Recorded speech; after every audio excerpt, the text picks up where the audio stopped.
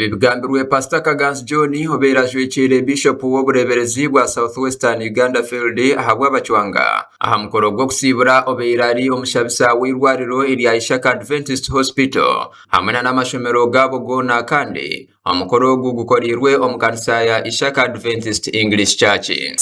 Obusinguzo mu buhereza bwo burisa nibwemerera hanyomyisha enyomye yo kubanza no kwegamira Ruhanga.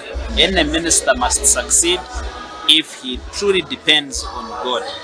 Enyomyo ya kabiri is faithfulness, no kuba mwesigwa obembere gumire barehemera abanamu. Bankija transfer ikaneta kuno ya ebiro 11 byo kwa 8 2019 hano wena namara hemyaka mukaga kunko myaka mukaga ejo nyowe nyenda kusimarango murengo mutano akubanka shanga abantu akwanyewe wa chaplain mutendekirwe amwe professional chaplain kandi nyine na CPU mutsinga clinical pastoral education units zabo icyo kumayisa ngo nyine okugwa achikwatiyana na chaplain se abakozi abirwaru nkabashaho na tambura nabo twatana kwegesa no kwakwasa kwandoringa abarwireje abantu bashoborora ngo omuntu wena oyesiga mukama kandi akakora ebyakunda Ruhanga nawe tarukumwebwa.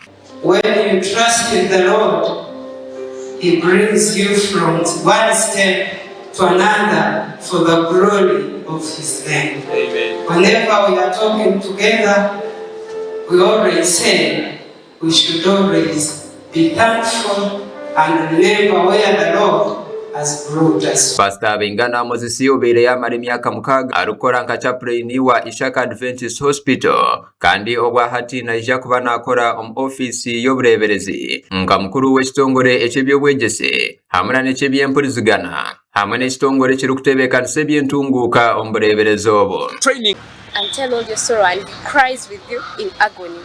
And he's the same person that he has given opportunity to us. He has taught us a lot.